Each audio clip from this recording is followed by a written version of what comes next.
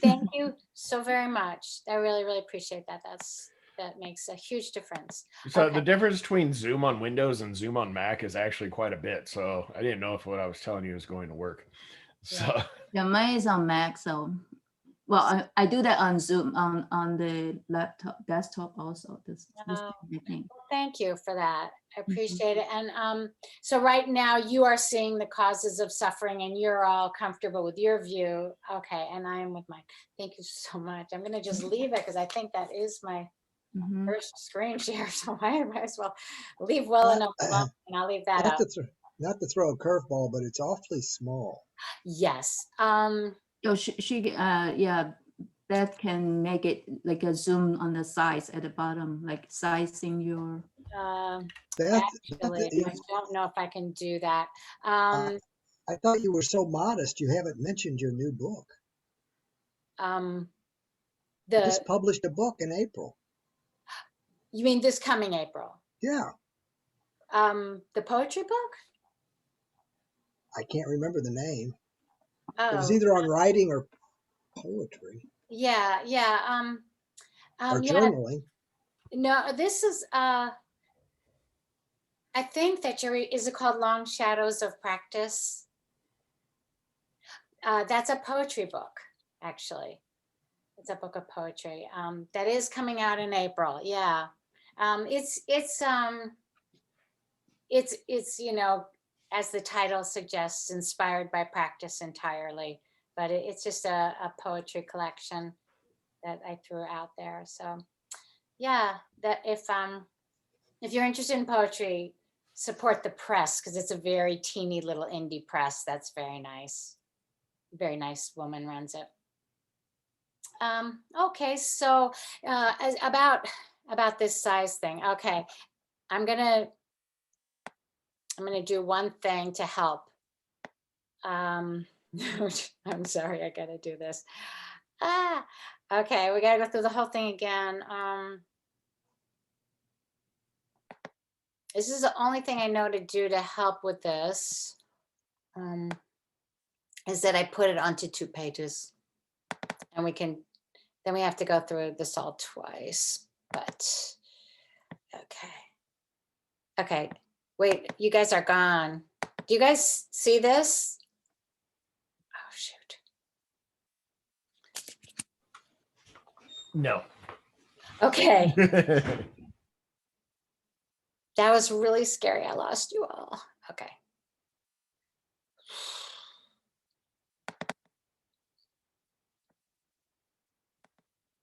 Now do you? Yes. Okay, that's a bigger, we'll just unfortunately have to go through this twice because this version is in 2 pages and I really couldn't figure out how to work it otherwise because these are screenshots. Okay, well, let's get into it. And yeah, thank you for the technical help, all of you. So we're going backwards in chapter 7 now, and we're going to these categories. And I kind of like this section later because I think everything that we've talked about so far is more of a theory of mind. I would say these are all great things to investigate and explore in your sitting and in your meditation. And just letting it be, but the focus that you have will be changed by this study. And then this section is a little more the kind of material that I think empirically works in more broad life, like what is actually working along the path, what is actually reducing suffering of this, of yourselves and the people around you. And so it's very interesting that way. I went back, just I don't remember why it came up about those 4 questions, but I went back and looked at it and I thought it's a nice lead in. So I want to just tell you about that for a second. This is in the Wings to Awakening. And if you want, it's on page 155 and 156, where Thanissaro Bhikkhu talks about these 4 questions, which are from the Anguttara Nikaya 4, number 43. and this is the relevant part of the sutta. The Buddha is saying, bhikkhus, there are 4 ways of answering questions. And this is how: one kind is given a categorical answer. Another is answered after making a distinction. To the third, one should raise a counter question, but the fourth should be set aside. And when I first read that, I was quite amazed, because it is a beautiful definition of interpersonal boundaries. And that's one of the, top 5 topics of psychotherapy. It's about boundaries. So the first question is the first level of questioning. It's again like those pulses in Chinese medicine, it's levels. Now, while there isn't scale in the Abhidhamma, there's levels, so things kind of exist, and we're going to talk about that a lot in this section. But the first question is you just explain and you put it in categories. You just answer it and the kind of categories we're talking about it. The second answer is you analyze. You look a little bit more at the causal underpinnings. You go a little bit further than naming categories. The third one, with the counter question, you kind of get to the real issue behind the question. You're not addressing the content, but you're addressing the process. There's something in the question. You want to ask something else to kind of get the person to see it differently. And the fourth one, as Thanissaro Bhikkhu says, is the question is too misguided to even bother with. You just don't answer it at all. So these are like boundary styles. The first style is you engage right where the person is. This is kind of the beauty of Sangha. We can do this. We engage right where each other are. The second one is you engage, but you bring in something else. So you're bringing something else to the engagement. The third one is you kind of getting to the real issue behind the engagement. So in that one, you change the level of engagement. You take it from the content to some other level of contact, like making an interpretation in therapy. You don't just work with the content, you work with the interpretation of why that content is being discussed. And the fourth one is, you kind of slam the gate. You close the boundary, you just walk away, you assert your right not to engage, which is much, much easier said than done. But those are kind of boundary styles. And then this whole discussion comes up in the Wings to Awakening in a section on wise attention. And so he says in the commentary that, you kind of want to do these same levels of engagement with your own questions, basically. First, you identify hindrances and fetters, and you identify the factors of awakening as they are experienced. So his example he gives is with anger. He says, don't say, why am I angry? What did that person do wrong? You just say, what is happening in the mind? So step 1 is always like, what is happening? Identify the category. And then step 2 is looking at the causal factors of the hindrances and the helpful factors and cultivating the helpful factors and decreasing the hindrances. He talks about 2 ways to do this. I want to just put out in the beginning. He talks about balance, and he talks about the metaphor of feeding and starving with attention. It's very useful. So balance just means, he talks a lot about energetic types of factors and more slowing down types of factors. Bringing up energy and calming, soothing, and kind of balancing that with the fulcrum always being mindfulness. And then he also talks about yoniso manasikara, wise attention, and that you bring the wise attention to what needs more. You feed with attention. You observe, and then you drop what doesn't need attention. You starve it. There's that story, and there's a podcast about this story where I think it's a Native American story where a kid says to his grandfather, or no, the grandfather says to the kid, there are 2 wolves inside you. And one wolf is vicious and terrible and wants to fight all the time. And the other wolf is kind and wonderful and just wants to do good things. And they're at war inside you. And the little kid says to the grandfather, oh, who wins the war? And the grandfather says, the one you feed. So this podcast site is called The One You Feed.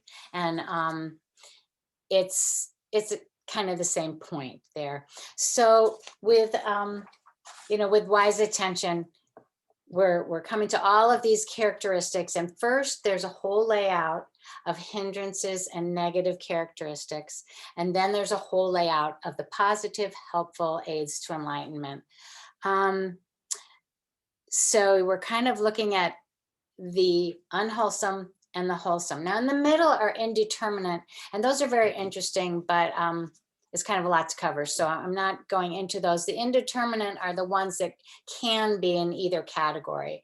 Kind of like we talked about the jhana factors, you can develop a certain amount of concentration that can be applied in different ways. And there are powers and faculties and ways to feed nutriments. So you might want to look at that, but we're just going to go through the unwholesome and the wholesome, or aids to enlightenment. So these are all, as you can see there, they're lists of lists, and it's very interesting. So you have all these kinds of factors. It's actually a factor analysis, because data cluster for underlying reasons, and that's the point that is being made here. Is the data are clustering. To start with the negative ones, we'll start with the defilements and the obstructions. And those are kind of the two categories, essentially, to me, is defilements and obstructions. Defilements, this is the broad cluster of the clusters, but the defilements are things that kind of mess up consciousness flow. And the obstructions are the things that block progress on the path. That's one way to look at it.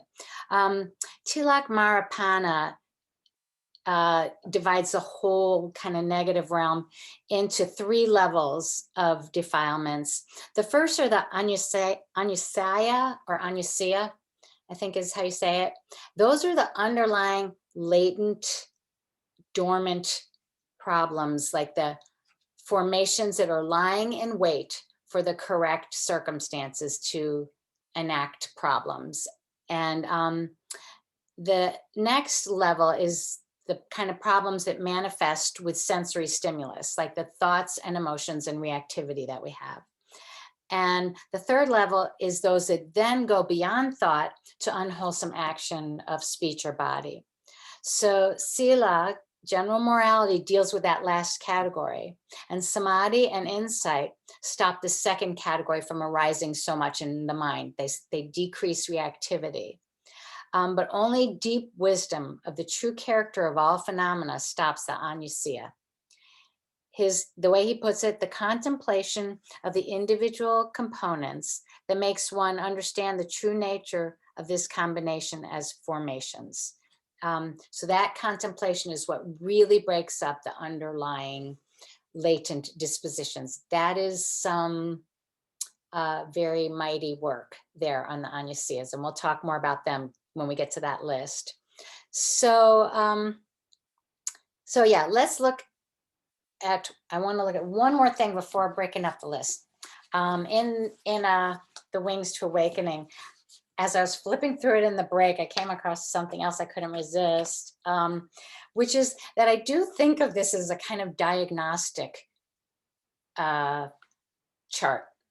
It's very similar to how diagnostic charts are set up for psychiatric conditions, because you have the big lists and then the little lists of the symptoms under the big lists, and you have the categories of, symptoms and functioning problems and the different axes of diagnosis. So it looks just like this, but I actually think this is more useful, but it is diagnostic. There's a quote here from Anguttara Nikaya, where it talks about, it's something that's really just like a diagnostic thing.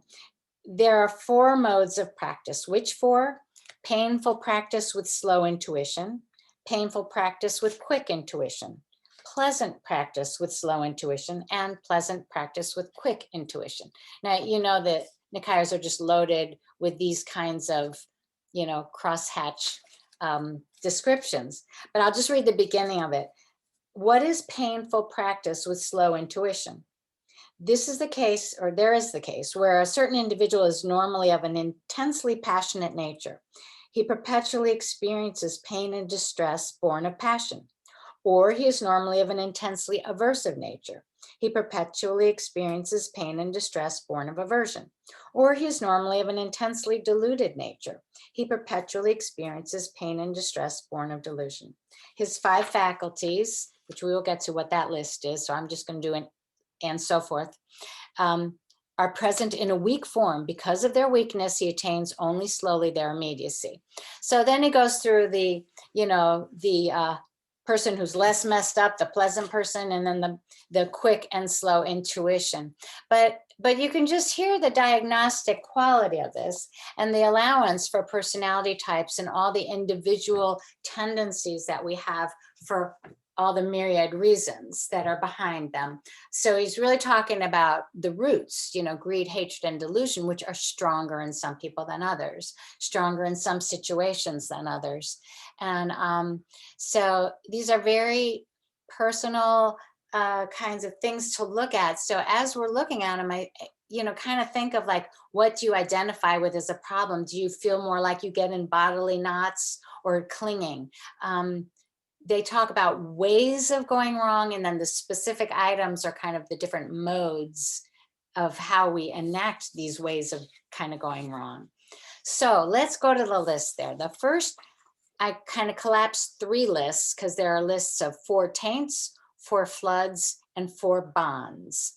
Now I compared Narada Tera and Bhikkhu Bodhi's translations on these titles of the lists, and most of them were the same. Where they're not, I'll point it out.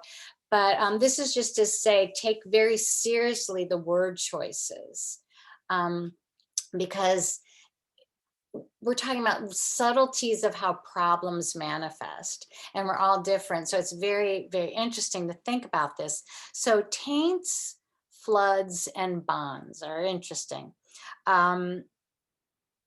So it's kind of different permutations.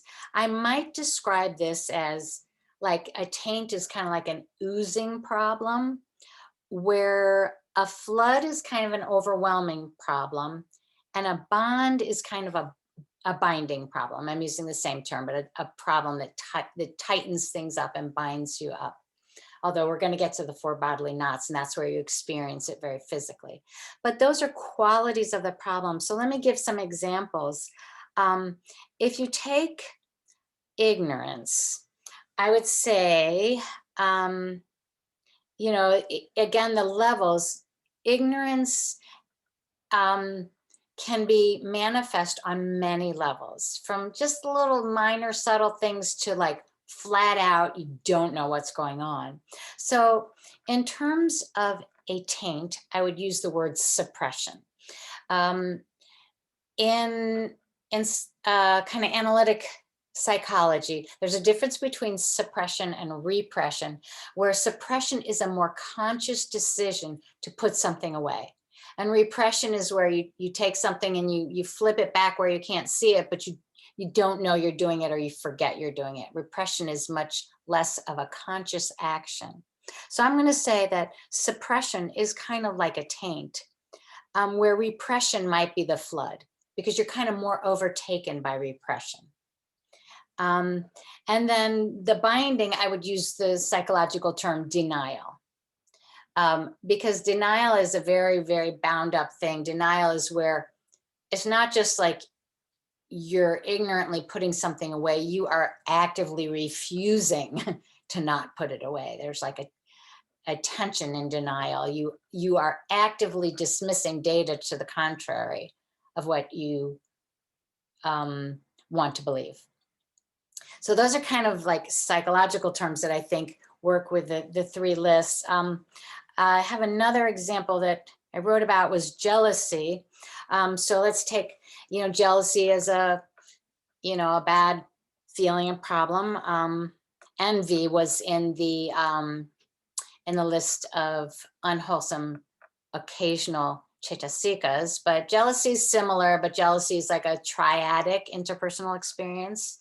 So a taint of jealousy might be, you kind of have this nagging, uncomfortable question about, is somebody being faithful and or what you want them to be? But as a flood, there's like this kind of raging uncertainty and a wish to control the person. It's kind of an overtaking feeling. As a bond, I would say jealousy might be experienced as like a gnawing, constant vigilance feeling about somebody, kind of an ongoing, like I'm all wrapped up in this jealousy thing. And we've all probably experienced levels of this or seen it. But that's just an example of how I kind of parse out the lists. And I think that the word choices are very, very purposeful here. So the items on the list, these 3 are the same. So these are the focus of these kind of actions. The items are sensual desire, clinging to existence. I can't even read it. This is so small, my own copy. Wrong views and ignorance. So those are the content areas that are going to be manifest in these different modes. But the content areas are important too. You know, sensual desire is just being hooked into wanting stuff, wanting feelings actually. Clinging to existence, wanting to exist, the kind of tension of death awareness. Wrong views is, you know, holding to just different ways of looking at things that don't work and you realize on some level are not working. And ignorance, really ignoring, really not knowing. So those are the 4 content areas. The content and the modes kind of mixed together. But are you okay so far with parsing out these problems? Now, you're going to see in typical Abhidhamma fashion, you're going to see items on lists turn into titles on other lists. You're going to see repeating items. You're going to see reshuffling. It's all going to mix up. And, you know, I would say a shmush, but it's not really a shmush. It's more a very, very elegant interweave, but quite irregular. Okay, so those are those. Now, the 4 bodily knots are considered to be bodily bonds which tie the mind to the body or the body to future bodies in a broad sense. That's the classical definition. But I think that they're more kind of whole experiences of bodies. So here we have covetousness, which is kind of envy. Ill will, this is put down, you know, remember that the anger has that kind of restlessness quality. This is put down there. Adherence to rites and ceremonies and dogmatic beliefs. So that's kind of interesting, but I think that that's probably something of the times when this was designed, that there were a lot of problems with kind of hyper religiosity or just holding to things in a hollow way. So those are the bodily bonds where people are in the traditional sense trying to get a future existence that's a particular type. And then we go to the 4 kinds of clinging. This is super important. Are you still, yeah, you still got it there on the screen. Upadana, clingings. Now here, Bhikkhu Bodhi says clingings and Narada Tara says graspings. Slight difference in translation, but not so big. So these are 2: sense pleasures, wrong views again, rites and ceremonies again, and doctrine of self. So similar to the bonds, but a little less physically wrapped up. And then we have the closer, which is what we just looked at with those 20 personality errors, which were the 5 khandhas by the 4 ways to look at them incorrectly. So, so that's what they're talking about, that doctrine of self, being held to, being clung to. Okay, then we have the classical hindrances. These are the blockages to enlightenment or path progress. The first 5 are traditionally block the jhanas, and the 6th blocks wisdom. Most of the hindrance lists that I was exposed to before studying the Abhidhamma had 5. and not ignorance on it, but I see no problem throwing ignorance on there. The hindrances pair up to me with kind of, and this happens in a lot of these lists with contrast. So, so sensual desire and ill will are kind of opposites. They are, you know, approach and avoid, pull in, push off. So they kind of work as opposites to me. And sloth and torpor, restlessness and worry also work as energetic opposites. Sloth and torpor is low energy, and restlessness and worry is high energy. I also think of them kind of just when I'm summarizing in my mind as depression and anxiety, which are so commonly experienced in our culture. But they are kind of like depression and anxiety, and they do pair together there. And then doubt and ignorance. Doubt here can be like intellectually overdoing it, and ignorance is clearly underdoing it intellectually, underdoing it conceptually. The word for doubt is, I'm not sure if I'm saying this correct, but vichikicha, which is literally means mental scratching. I love that. So that doubt has, you know, it's again like the restlessness, high energy problem, where the ignorance to me is more like the low energy problem. So the hindrances kind of pair up that way. And these are, this list, usually if you've heard of one of these lists, this will be the one you will have heard of. There's great similes for the hindrances. I think I'm just going to read just a little so you get the language, because I like the similes here. Since the hindrances are so important, I think it's worth fleshing them out. So the similes are about a man, because most of these are written about men, looking in water for reflection and trying to get some information from the reflection in the water. So the first one, central desire, is, this is the simile. Imagine a bowl of water mixed with lac, I know what that is, yellow orpiment, indigo, or crimson, such that a man with good eyesight examining the reflection of his face in it would not be able to know or see his face as it actually is. In the same way, when one remains with awareness possessed by sensual passion, overcome with sensual passion, and neither knows nor sees the escape as it is actually present from sensual passion once it has arisen, then one neither knows nor sees what is for one's own benefit, or for the benefit of others, or for the benefit of both.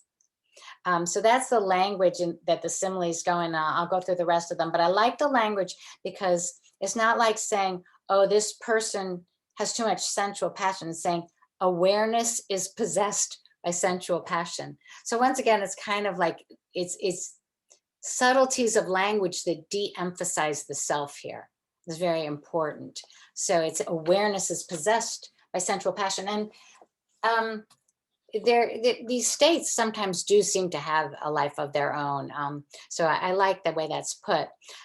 But to give you the rest of the similes, they're very useful. So you're looking at the water, and if all those colors are there and you're all up in the colors, you don't see your face. So that's central desire. Ill will is the water's boiling and bubbling. You can't see because it's so churned up.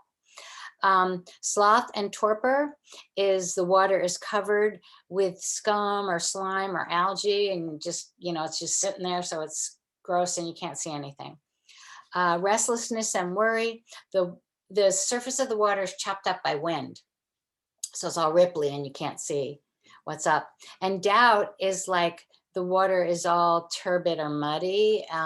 It's stirred up and left in the dark. So those are the similes for the hindrances, and I think they make them a little more lively. So I'm going to get you the next screen share, but are there any questions up to here before we go through some more of these problem states?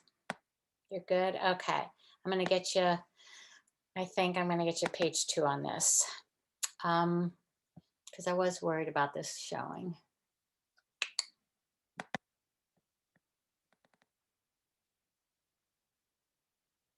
Causes of suffering too. Okay, we got a whole bunch more causes of suffering. Okay. You saying that okay? Cool. Thank you. Okay, the Anyasya. They're very, very important because they are the last thing to get eradicated in the path as laid out in the Abhidhamma, and because they're just really sneaky and problematic and frequent. So the actual word means to lie along with, like to sleep or to await. And they're latent dispositions. My favorite definition is by William Waldron. He calls the Anyasya the infrastructure of samsara. I like that. So there are these tendencies that we all have.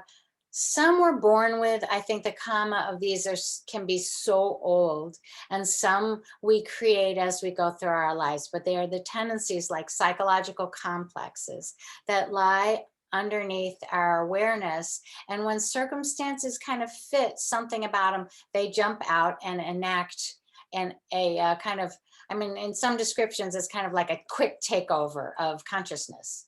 But I think we've all experienced that, where we're kind of going along and then something really, really disrupts consciousness. And this is the Anyasya. So there are 7 kinds, and I'm going to talk about them in terms from an article by Ayakema, the Theravada nun and wonderful, wonderful teacher and writer. So she has a piece on the Anyasya if you want to look it up. It's online. So the first one is sensuality, and in her terms, it's becoming attached and reacting to what comes in through the senses and ascribing too much importance to the impressions. I like that.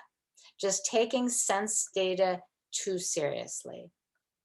Irritation is reaction to unpleasant sense contact, which that's pretty straightforward. We all know that. Doubt or hesitation means that one doesn't have an inner vision to guide one. Here, I think I'm quoting her. When we have no doubt, being absolutely sure of what we're doing, and those moments do arise, that too is an instant of being stainless. That's kind of an aside from her, but doubt is in that way a kind of a stain without an inner vision to guide. And doubt is abandoned with stream entry. And Bhante is going to talk about that, about the higher levels of path, but that's when you lose doubt. Actually, in the Visuddhimagga and in the last chapter of the Abhidhamma to Sangaha, there are very, very specified levels of dropping these problems. Part of why they're categorized so carefully is because there's like a complete step ladder about what you need to learn and what you need to get rid of and in what order. It's very, very, in the Visuddhimagga, it's unbelievably detailed and specified. There's a broad category if you look at page, but I think Bhante is going to teach us. So on page 345 of the comprehensive manual, it talks about purification in 7 levels and exactly what practices lead to which purification. It's really interesting, but that I think is coming later. Okay, so we're up to the 4th Anyasya, wrong view, which Ayakema describes as a deeply embedded view of self. She simply says that what is required is an inner view of this whole conglomeration of mind and body as nothing but mere phenomena without ownership. That's her quote. And that's what we've been talking about, all along here. This inner view of this whole conglomeration as a bunch of phenomena is the countermeasure to the Anyasya of wrong view. And then pride and conceit is having a particular concept of the self as kind of ownership and specialness of the self.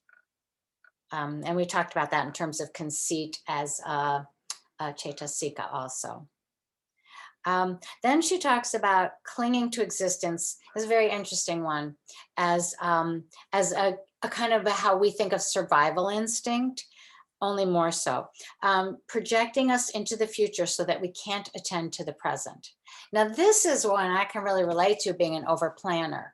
Like, a lot of times I have been very aware lately that planning is just this clinging to like some idea that I'm still going to be here and I'm still going to be doing this stuff. And I want to have a vision of that I can count on, but it's just me here creating a mental object. It's not really like that plan is assuring anything. And that's, I think, what she's talking about, clinging to existence. And she says, we must learn to be ready to die now, not wishing to die, but to be ready for it. Now, she talks about how wishing to die is the same coin as clinging to existence on the other side. So it's just either way, it's like trying to control the fact of existence when there's nothing to control. So that's a deeply rooted tendency. And the last one is ignorance, which is ignoring the Four Noble Truths, ignoring the chain of cause and effect. And, the root of ignorance and ignoring, it's good to keep that in mind. It's not just like stupidity or lack of knowledge. It is ignoring. There's something kind of active in it very, very frequently. So I think that the Anusaya are important partly because this is another way that the Abhidhamma works around the idea of a substrate of stored stuff. These are tendencies. These are flowing karmic tendencies in our stream of consciousness.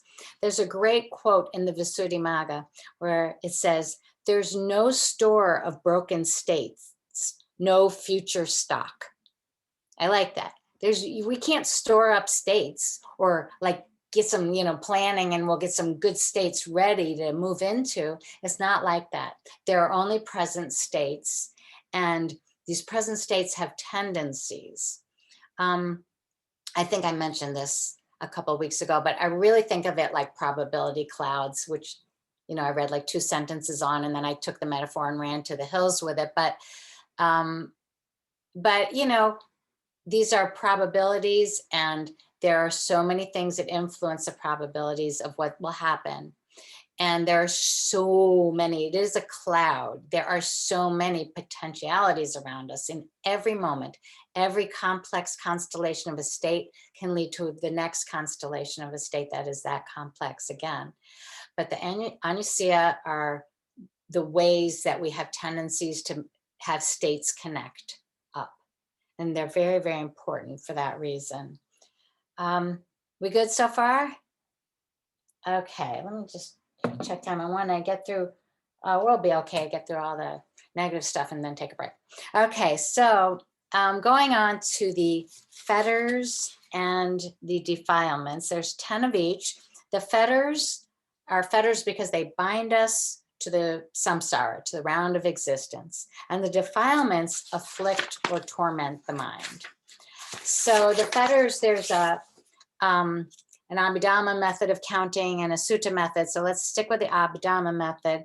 There are 10 of each. So remember, these are things that are keeping us bound to samsara. Sensual lust, attachment to existence, aversion, conceit, wrong views, adherence to rites and ceremonies, doubt, envy, avarice, and ignorance. So all of those except for envy and avarice, we've already encountered in these lists. So what's happening to me is that the lists are just like building up momentum as they go and building up items. So a lot of these items, have been explained in these other contexts under the other titles of the list.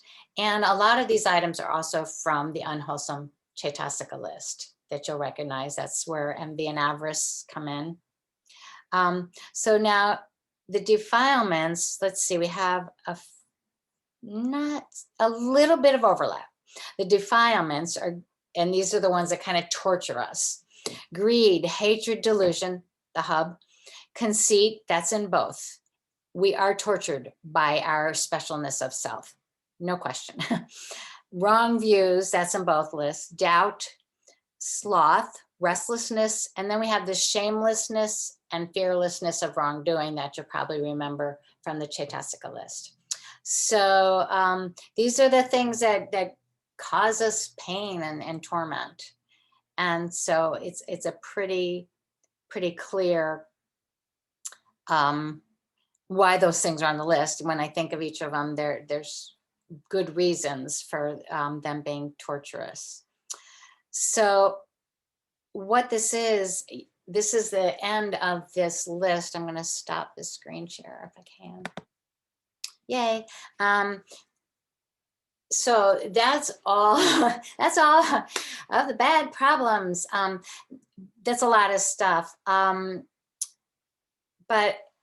I'd like to take a minute right now and have everybody write down the 3 top things you would like to lose on this list of lists. So you can either refer to the broad categories or a particular item. Just write it down right now. What are your 3 top things you would like to lose in all of these causes of suffering?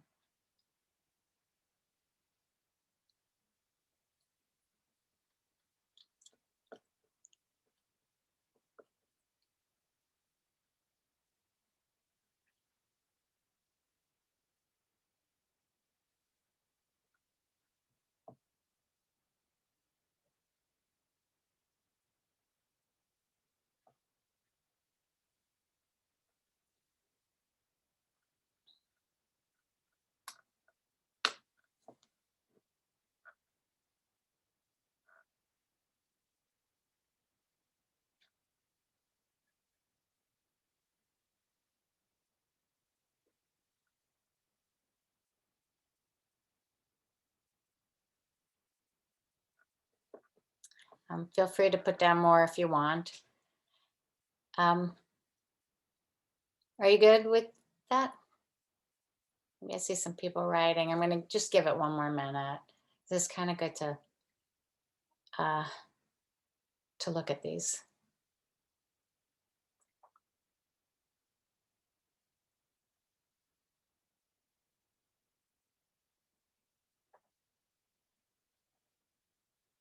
Okay, this is like a, it's kind of like, I guess, Instacart, because all the groceries are there and you just get to pick out which ones you want.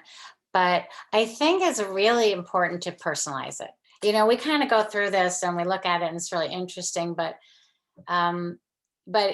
these are really our factors in life. And these are really the things that cause us suffering. So it's kind of a translation. This is like in between just looking at the way suffering works, looking at all the constructions, and actually like the psychology of working with ourselves. And so I think it's really important to pick those out. I have one more thing I want to show you, but first I want to ask, are there any thoughts about that? Or are there any things that shifted for you when you stopped and said, what do I want to get rid of? Not the classical order of removing hindrances, but your own personal order of removing hindrances and what you would do with that.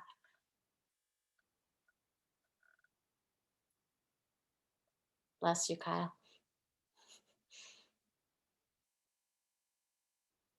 Any thoughts? Okay, mine changed from day to day, but I think it's a good focus. Just like, I guess kind of like those steps that Thanissaro Bhikkhu was saying. First, just lay it out. First, just see what it is that's causing the suffering in a neutral way, and then look at the underlying causes. And I guess it's the same thing we were saying about feelings. First, just accept, see what it is, and then start to unravel. Okay, I want to show you one more thing, which is from the comprehensive manual.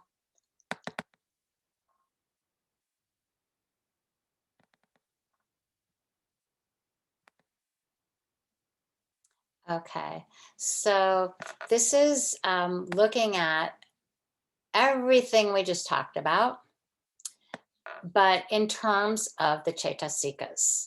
So it's kind of, you see this big cluster to the upper right there, because it's talking about which ones show up. We're seeing these repeats, right? And it's telling you which ones show up where. So, and on the on the right-hand side is the total mentions for each one. So our leading problems are greed and wrong view. It's interesting. Greed is showing up in all the lists. Wrong view showing up in everything except for hindrance, which is interesting because wrong view is such a hindrance, but it doesn't show up there. And then delusion. And you can see then hatred. So it's interesting. Greed is, definitely given star status in the hub, I think. Well, delusion in the hub is given star status because as a root, it accompanies all of the unwholesome roots. So delusion's quietly there all the time, but greed seems more noisy.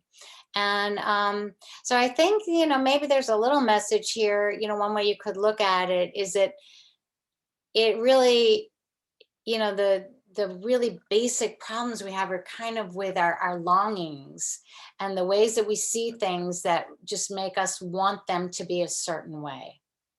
And that, if you're going to say the number one problem by looking at this constellation, that's what you'd say it is. Not that the others are any slouches for problems either. Hatred shows up a lot and doubt. And then we get into the more specific ones. But like envy and avarice at the bottom, and the shamelessness and fearlessness, those are maybe a little more situational. They a little bit more arise in particular dynamics. They don't walk around with us continuously the way these other ones seem to be saying they do. And I think it does make a certain amount of sense to look at that. Have you seen it enough? I have a quick question. Yeah. Quick question. Avarice and greed, how do they differ? They seem so close. You're right.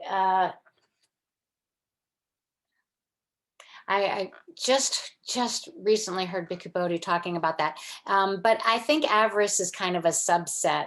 I think it's close to envy too. But what I remember him saying is that avarice is a sour feeling. So it's kind of like a clutchy particular thing. But you know what? I'm gonna look that up for you, Francesca, because that's a very good point. Envy and greed, yeah, it does seem like both of those together equal avarice. That envy and greed equal avarice. Yeah, I think that is a good construction there. I mean, I think that greed here, And Kyle just posted something. Okay, see, Kyle, can you tell us what you posted? Because I can't. Oh, yeah, it's actually nothing I had any prior knowledge of, but it was a really good question, Francesca. So I just Googled it. One of the first things that popped up was looking at the etymology of the words and how apparently one is used for it says greed is etymologically related to hunger and an insatiable appetite, where avarice is related to desire to gain and withhold wealth and possessions. But I wonder if, in the Buddhist sense, if they are something similar to this or if they're a little bit different. But well, that's helpful. Thank you. You guys are so quick on the looking up things. That really helps. I think I feel like the Buddhist definition of avarice fits there, but I feel like the Buddhist definition of greed doesn't so much. And when we think of it in a particular way in English as we speak it, but I think that here I almost would say longing or wanting. It's much more basic, almost wanting. It gets to such a fine shade of desire. But I think that the greed on this list, I almost would say more just wanting things to be a certain way. And that's kind of broader than like that greedy, gimme greed, which I think, gets into avarice. It's a really interesting question because all of these words are so carefully translated and selected. So I appreciate that, and we should look at that. And I will do notice the withholding. not just having it for yourself, but keeping it from others. That was what we saw for avarice. Mm-hmm. Mm-hmm. So that's, yeah, that is important. And it's not included, I think, in the basic greed description. So maybe avarice has this more interpersonal, a little bit more of a like a competitive sense. But withholding is interesting. Withholding is an underrated problem interpersonally because it doesn't always look like anything. It's kind of an anusia of interactions because it's so underlying. Thanks. That's a good point to bring in, that withholding piece. Slightly different viewpoint here. So I've tried to read Buddhism in two different languages, in English and in my mother tongue. Yes. What I continuously repeatedly come across is that either our languages, the modern day languages, are either limited in explaining some of these concepts found in Buddhism, or there's definitely a mismatch. There's something, but it's not necessarily clearly explained. The classic one I always fall back is dukkha, which is often very misrepresented in modern linguistic, dukkha as a suffering. I don't think when Buddha talks about dukkha, he's not necessarily talking about suffering. It's pain. I take it back. See, even then, language difficulties in action. It's not pain. It's a form of suffering. Even suffering is not satisfactory because it's not suffering in the form of a pain. It's a suffering of, again, I don't know how to explain it. It's just limited. Our languages are limited, or at least my understanding of languages are limited. Well, I think that is such a big problem. And I think that the language that this is embedded in is also embedded in the philosophical minds that understand it. So it has so much more nuance, I'm sure. And you know, one of my big life ambitions after this class has been, I'm going to take up Pali because, you know, for one thing, I want to get a better accent, but for another, I want to, or get a less worse accent, but I want to have a little more sense of that nuance. And you know, you're very fortunate to be able to bridge both. You really are. Right. So on that note, so recently I've forced myself to learn Pali to see if I can finally bridge the gap. And I'm realizing, then again, I'm now resorting to someone's dictionary.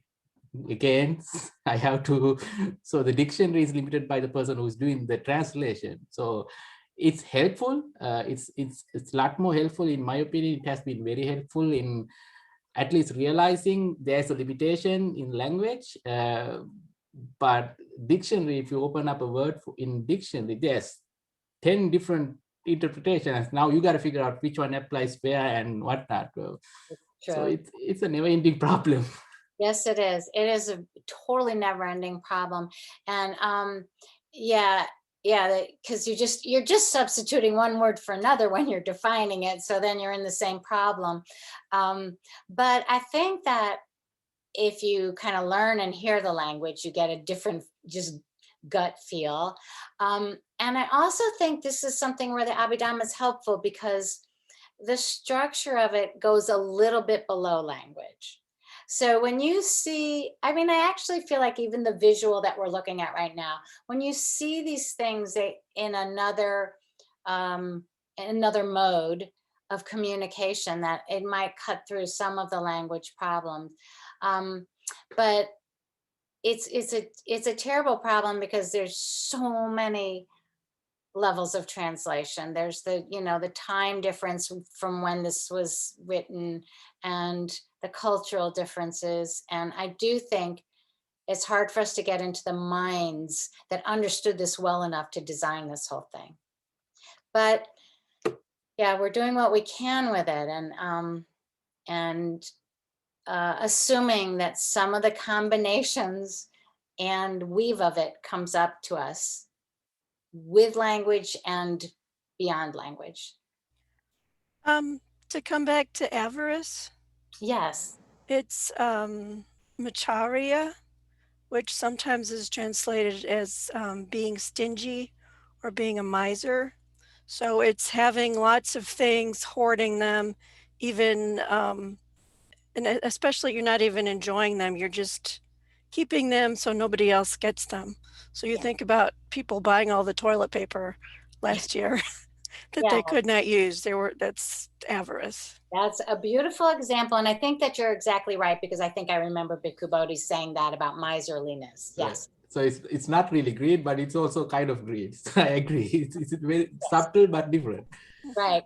Well, it's kind of a subset of greed, but it is like just enjoyment of the hoarding and the keeping from people, like David brought in, the withholding aspect is enjoyed. Yeah. Yeah, that's very helpful. Thank you. Thank you so much. Yeah. Well, maybe we should take a little break, because I think we've kind of covered this, and then we'll come back and look at the aids to enlightenment that are just really gorgeous.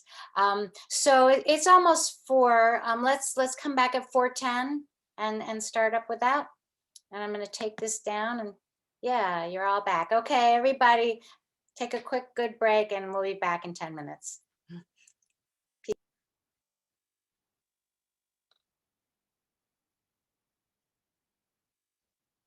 Heard a very large truck go past your house, Corey. It's kind of weird. Oops, sorry, David. I didn't mean to accidentally click on ask to unmute you. My mic was muted, so you probably didn't hear it. I muted it. When you walked away, your mic was open. I heard this huge truck go by. Oh, At you. Like, okay. I'm supposed to unmute? What? no, I went to go make the Zoom window active and I clicked on you. Oh, okay.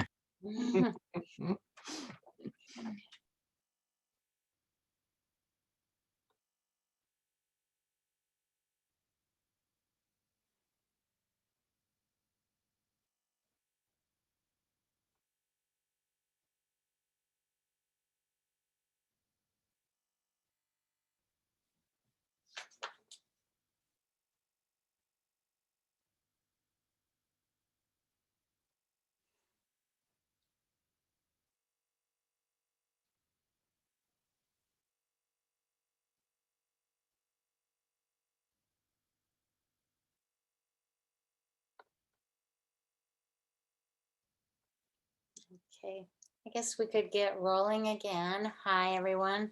I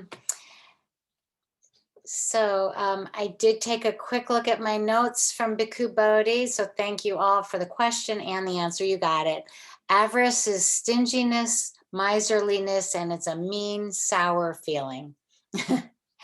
I like that. So I do think, yeah, these descriptors help us get more specified. And yeah, it sounds like a subset of greed. And, all of these impediments that we're talking about, it's kind of a big enfolding or reshuffling of both the unwholesome roots and the unwholesome chaitasikas. But it's another way to look at them, kind of more in terms of life process than just consciousness process. So these levels and domains of obstruction I think it's helpful to specify them in terms of us trying to be objective about analyzing ourselves and our behaviors, and that basic Buddhist principle of being empirical about what works is very hard, because we have such an idea of what it should be, but really what works. And that's usually pretty obvious. So let's move on to the aids to enlightenment.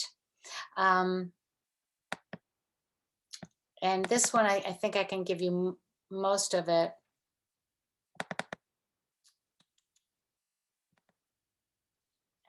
Okay.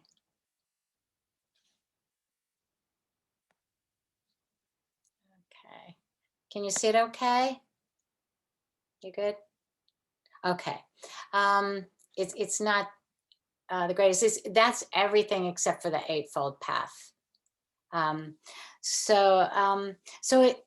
The Pali expression, speaking of language here, is Bodhipakkiyadhamma, states on the side of enlightenment. So getting back to our sports fan metaphor, these are the ones that are rooting for enlightenment. And Yes, we're tailgating for this team.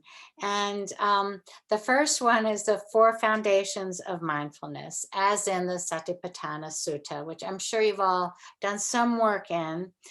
So I'm just going to talk about a specific area of this that I think is very interesting and important. But you know that the 4 contemplations are of the body, of feelings, of the states of consciousness, and of mental objects. States of consciousness being the citta, the constellation, and the mental objects being the cetasika. And that the style we want to have and bring to this is being ardent, careful, dispassionate. You've read those words in the sutta, and I love them. I really love them. That's just a kind of like that thing that we read about having faith and reverence. I think the tone of how you approach mindfulness training is very important. There's some words Pema Chodron used describing how you should look at yourself. They're very similar and I think are also very beautiful. She says you should be generous, precise, and open. I think that's a lovely summary of a mental kind of adjustment, if you can make it. So that's our tone. And then we look as, in the sutta, 4 ways of looking at all of these objects. You look externally, internally, or both. You look at the arising and the falling away of everything, and both. You look just enough to maintain bare mindfulness. You don't over or underdo it, just enough to maintain it. And you observe independently, which I think means you're not trying to manipulate anything you observe. You're simply trying to be mindful. So this is where we start. It's the primary tool, nothing more basic and important in our aids to enlightenment than this. This could be, this one bit, the teaching of a lifetime. And it's so emphasized, and remembering that everything we're learning about the cittas are kind of the material of transcendence. And so one thing I want to talk about is kind of a meta capacity, but I'm spelling meta, M-E-T-A. And that's kind of the cittas that look at the cittas. And our capacity, one aspect of the capacity for mindfulness is the monitoring of mindfulness. Like in that third of the methods where you just mindful enough to maintain it, there's a capacity for maintaining mindfulness that I want to talk about that's very, very important. This is kind of an aside, but I just want to give 2 quotes that are both in Wings to Awakening that I think are beautiful. The first is from the Digha Nikaya, where it says, "The Blessed One addressed the monks. I exhort you, monks, all fabrications are subject to decay. Attain consummation through heedfulness." Those were the Tathagata's last words. So that I'm just a couple of quotes that emphasize why mindfulness is up first on our list here. The other quote that I really love is from the Dhammapada. "The heedful do not die. The heedless are as if already dead." It's just so plain. So this is why we're starting here. But this capacity to work with mindfulness is really important, and it's discussed a lot. I'll give you a couple other quotes. Ajahn Chah, the Thai Theravadan monk, says, "You can see the state of mind in the midst of all phenomena." I think he's talking about the same thing, kind of watching, monitoring the state of mind. Ayakema also says, "When the mind inquires, it doesn't get involved in its own creation. It can't do both at the same time." So part of mindfulness is that it's like preventive medicine in itself, but kind of this capacity to just have a sense, mindfulness comes from memory, but it's not memory of the past, it's remembering to stay there. And, observing a process really, really drops it. Another great Ayakema quote, one of my favorites, I think I referred to this the other day though. "One moment of concentration is one moment of purification. which constitutes the cleanup. Whenever I read that, I always think of like an oil spill. You know, it's a big cleanup, this consciousness problem we have. And yeah, but one moment of concentration and awareness is one moment of purification. And there's a psychoanalytic concept that is very similar to this. It's called the observing ego. And this is a concept that was a term that was coined by Richard Sturba in 1934. Like I'm saying, I think that the earlier analytic psychology got some deeper views. But the way he described it is you shift your attention from the center of affective experience to contemplation. So instead of just experiencing those feelings and running with that intensity, you shift to a contemplative stance without the affect, without the motivation, like a camera watching mental processes. And this was considered in the 30s a core of therapeutic workability. If somebody came in therapy and they could develop an observing ego, they were like a good therapy, or this was probably an analytic client. Freud said the ego can take itself as an object. Yes, just like the cheetah can take a cheetah as an object. That's a Freud statement. You know, I don't love everything about Freud, but he really hit some stuff. Anyways, so this is also in the old time analytic literature. The capacity for observing ego is seen as a diagnostic difference between kind of neurotic level disorders and personality disorders, which is kind of in Abhidhamma terms to say, you know, we were talking about that person who's all wrought up in their dispassions and are constantly confronted with anosmia. That's more the personality disorder, the more entrenched problematic style, when I was reading that diagnostic thing from the suttas. So it's also, you know, observing ego is really a natural byproduct of meditation. It is a necessity of Buddhist training. It is something that builds from journaling many, many ways to get to that, but it sort of builds on itself. Marapana's description, the primary task of right mindfulness as a path factor is to clear up the cognitive field, which is embellished by one's defilements, and bring to light experience in its pure object, free from all conceptual coloring and interpretations given to it by one's defilements, for deep concentration. I like that definition very much. You're just kind of, again, like he's like, Ayakema, you're cleaning up the field of experience so that you can see experience. You're wiping the lenses.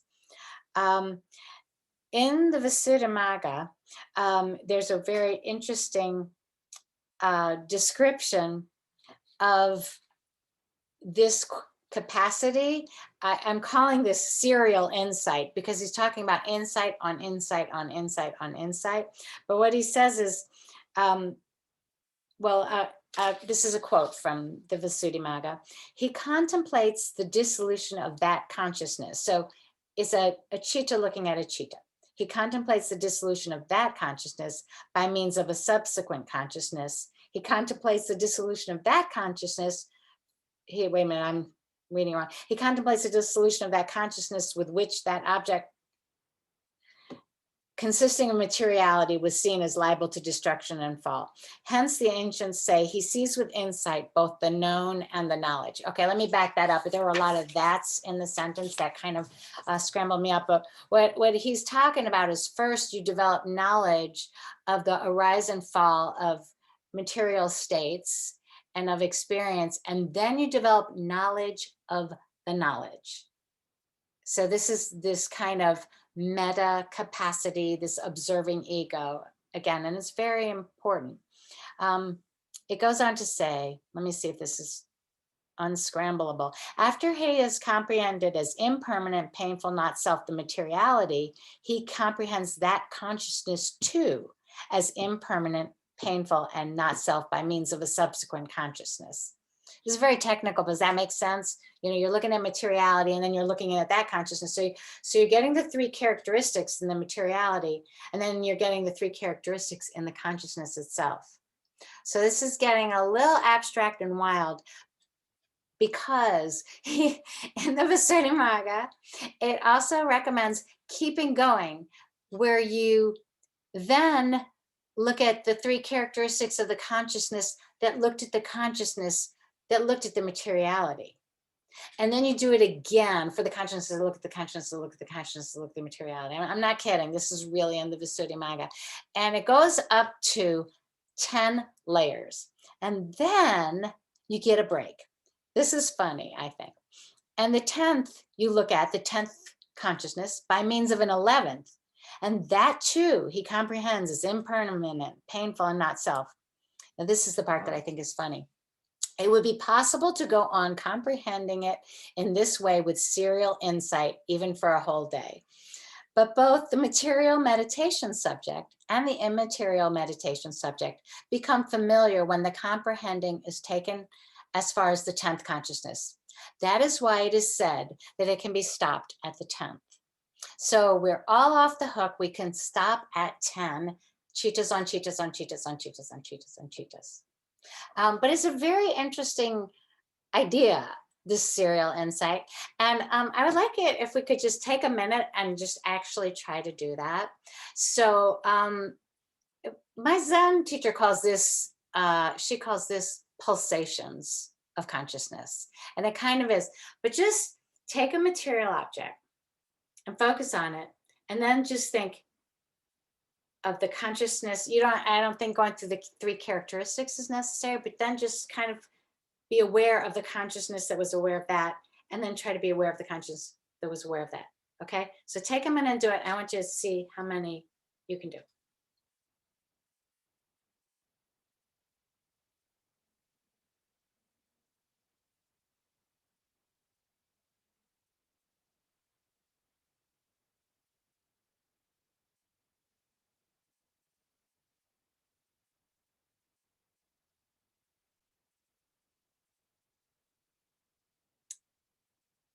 Okay, that's probably enough on that. Did you get a feel for it though? It kind of reminds me of what Corey, something you said the other day about like when you're counting breaths and you're like counting to 10 and you're on 15, you know. But it kind of, it makes a shape like, let me just draw what it looks like to me. Kind of like that. Oh no, I don't think I can get that to you. Okay, see like loops on loops on loops like that. That's what it feels like. But now I lost place where I am by drawing in the middle of class. But did it give you anybody an interesting feeling or insight? Or just anything with that? It's kind of like when Master Jiru gives us instruction sometimes on meditation, he'll say, pull back from mind. And I think in order to observe the observation, you kind of have to pull back some. And it's an odd feeling for me anyway. Yes, it is. That's a good description. And then, yeah, so this idea would be pulling back and then again, pulling back and then again, pulling back and then again, pulling back. That's interesting. That's a very nice description. I think of zooming out a lot, which is similar. And really that's helpful. Yeah. So it's just a little bit of a, a classical technical idea there, this serial insight, but I thought it would be interesting to try it. I have a couple other quotes on this topic because I think it is so important. One is from Reb Anderson, who's a Zen teacher. And I love this quote. He says, don't try to extend presence or mindfulness. Oh, are you having trouble hearing?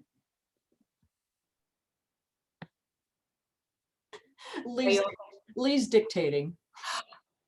Sorry. Okay. Good. I mean, good that everybody is hearing okay, right? Okay. All right, Lee, go for it. Sorry. Okay. So this is Reb Anderson, back to that. Don't try to extend presence, meaning mindfulness, for longer and longer periods of time.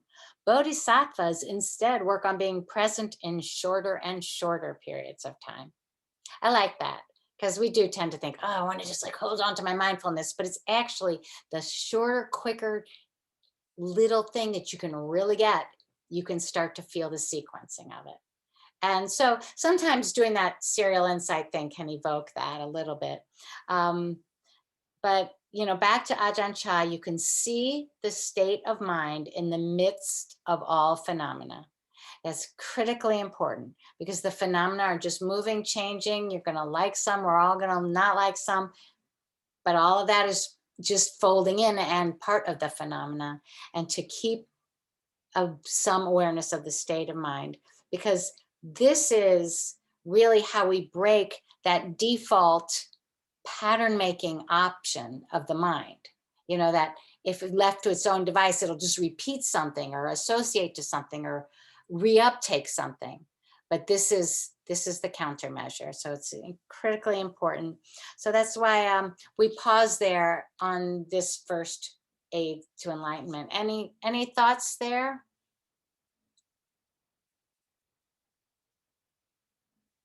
Okay, I think, you know, I know you've all probably worked with the Satipatthana Sutta, and it is a lifetime. It's one that, you know, you can't return to enough. Okay, so then we're going to go on to the 4 supreme efforts. These are like the energy ones, and they are to discard unwholesome states that have arisen, prevent arising of unarisen unwholesome states, develop unarisen wholesome states, and augment arisen wholesome states. So this is all condensed into the 6th of the Noble Eightfold Path, right effort, but it's kind of a time and ethics interaction that I like. You know, it's like preventing, holding on. It's kind of like looking at ethics and time and really cultivating and being aware of how process is moving. Not just say, again, like you're going to stockpile positive states, but you're going to kind of have your eye on cultivating them.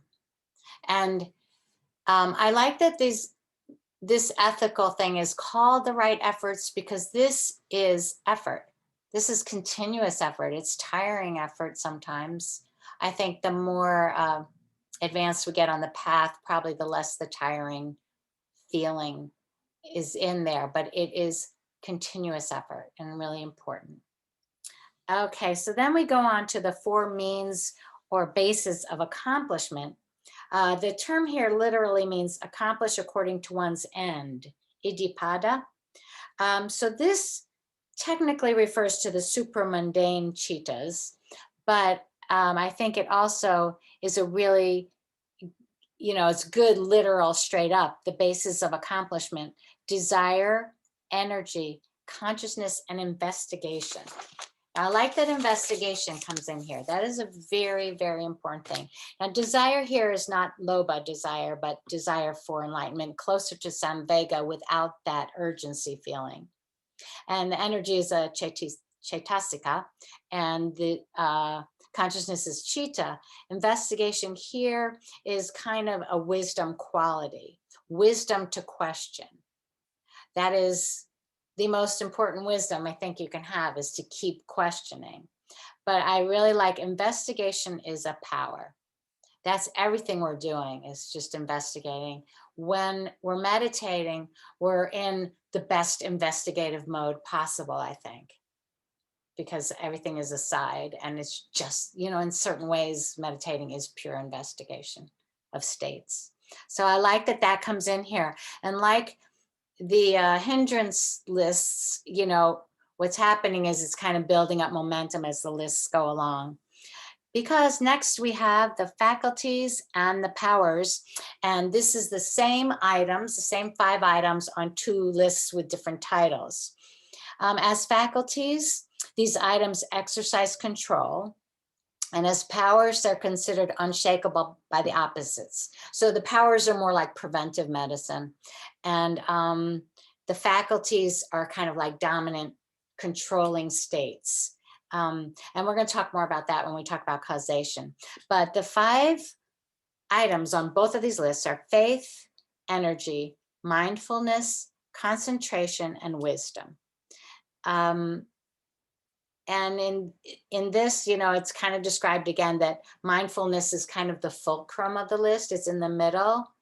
And faith and energy are kind of like uprising energy states. Concentration and wisdom are soothing, calming states in a way. But there is a kind of a balance to this list, even though it's enacted differently. So let's just think of this. I haven't really thought about this before, but let's look at like one item. I probably have thought about it, but anyways, faith, let's just take as a faculty versus faith as a power. Faith as a faculty would be kind of like a resolution, that confidence to climb the wall we were talking about yesterday. As a power, oh, I do have this here. It's versus indecision, versus this kind of doubt and uncertainty. Let me tell you for the powers, what the opposites are. Okay, so faith, it's versus indecision. Energy, it's versus laziness. Mindfulness is versus negligence. That's kind of a good word there. Concentration versus agitation, and wisdom versus delusion. So those are the qualities that as powers are unable to get to us if we have these faculties. Okay, then we've got the 7 factors of enlightenment. So we're kind of getting to, like, you know, the end of the what do you call that, on the 4th of July, fireworks. You know, before the really, really big ending, there's a kind of big ending, and this is the 7 factors of enlightenment. So that is mindfulness, investigations of states, energy, zest comes back in, tranquility, concentration, and equanimity. So this suddenly we're having some of more Chaitasikas is kind of broadening out, but we start again with mindfulness. Now here, mindfulness is not the fulcrum, but it's the leader again. So we've seen mindfulness in the middle of a list, we've seen it at the top of a list, and we've seen it as the name of the list. So you could just see how things are shifting around here. Investigation of states here is associated with panya, or wisdom. And energy and zest are chaitasikas. Tranquility is here parallel to that item on the pairs. Remember the beautiful chaitasikas, the pairs, because this is tranquility of both the chitta and the whole mental body. So that was how the pairs were set up. And concentration and equanimity here is upekkha again, but it's mental, yeah, it is the chaitasika. It's not just neutral feeling. It is the capacity for balance here. So, so the first we have mindfulness, but investigation, energy, and zest are kind of the up ones. And then tranquility, concentration, and equanimity are kind of the calming ones. So this list has a kind of a balance to it too, but mindfulness leads it. Okay, so now we're going to go just look at the last item on the aids to enlightenment is the huge item of the Eightfold Path. Let me try to find it for you.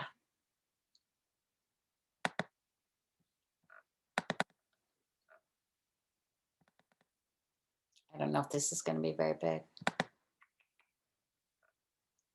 I don't think that showed up any much more that you can see, does it? But anyways, it's the Eightfold Path there, and you've, I'm sure, done a ton of work on it. So I won't talk about it so much. We looked at the how it panned out with the Chaitasikas yesterday, and I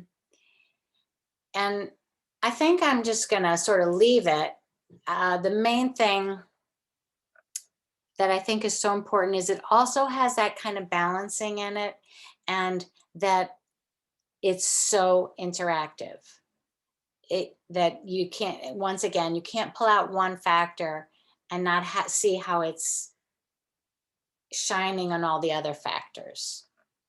Or you can do that, and it's a good exercise actually, but they all interact with each other so dynamically. So I think I'll leave it with that for the Eightfold Path. But well, let's just read it through. Right view or understanding, right intention, right speech, right action, right livelihood, right effort, right mindfulness, right concentration. And you know, we've seen that in the Chaitasikas and in everything we're doing. So how are you with these aids to enlightenment? Any thoughts here? Let's take a look. Oh, did somebody have something that you want to say? Are you guys getting tired? I mean, it is Sunday, so. Good afternoon. That's what I heard. Yeah. And it's a ton of deep affecting information. It's not just like, you know, stuff you're looking at out there and listing. It's like everything goes right through us all. So it is a lot. But if, you know, we got a little more. I want to show you that parallel chart of where it falls out with the Chaitasikas. I think this is the requisite line. Yeah. Okay. So here, I need to get you out of the way now. Sorry. Okay. You see the same chart, the same upper right cluster. And it has all the mental factors that are relevant here. And the 4 just means that it's mentioned 4 times. Yeah, there's actually 4 foundations of mindfulness and 4 supreme efforts. So those are counted as kind of bonus points on this chart. But here you can see the energy and mindfulness are on the top. And it's really interesting because it looks a really lot like the other chart. I mean, just the actual visual of it, but all the terms are different. And it's interesting. So here we have energy and awareness are the strongest factors. And then, well, wisdom and concentration, I think, cluster with awareness. And that's kind of in contrast to the greed and wrong view on the hindrance chart. So greed is a kind of an energy of taking or making. And so I think greed does have energy. So it's kind of similar in this inverted way. Energy is a really big factor, and then either awareness or lack of awareness. But energy is kind of a big factor in everything, obviously. Any thoughts on this? Okay, I'm gonna take it on down.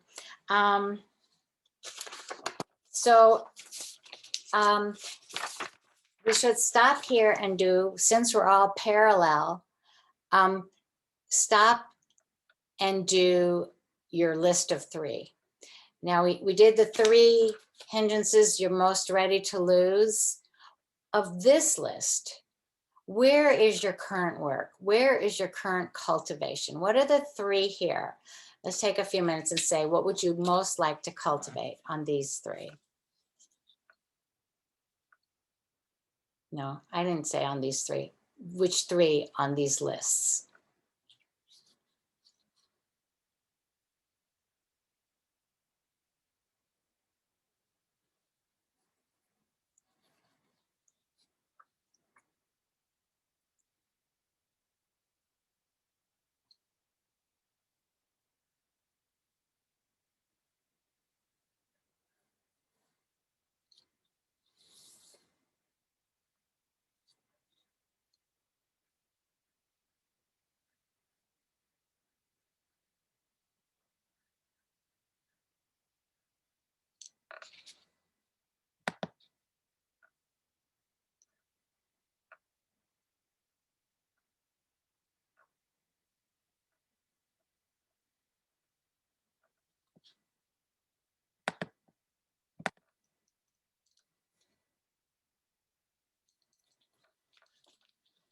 Okay, you got your wish list together?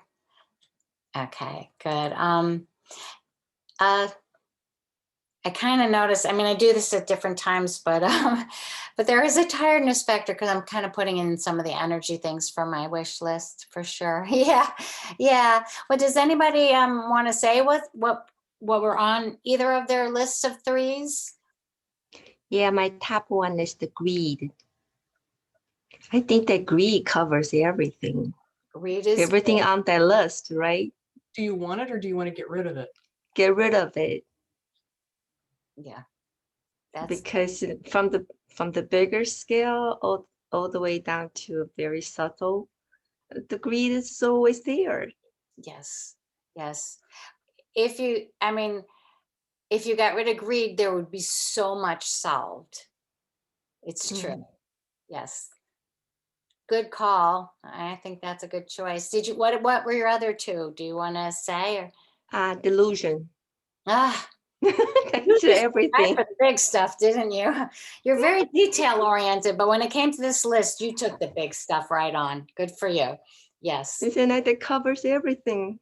Yes, it does. Yeah, you really do. You took the big things, the big items. But Yeah. the next question is how do you do that though? Now we know what it is. How? Everything we're doing. This is the study branch of it. You know, you have your practices, you have your sitting, but this study is the study branch of doing exactly that. The more that we break this down, understand it, see, we are developing right view every minute here together, sharing it with the jewel of the Sangha. This is making it happen. I can't say directly A to B to C to D, but I could just say, yeah, that's the arc of it. I Yeah. think.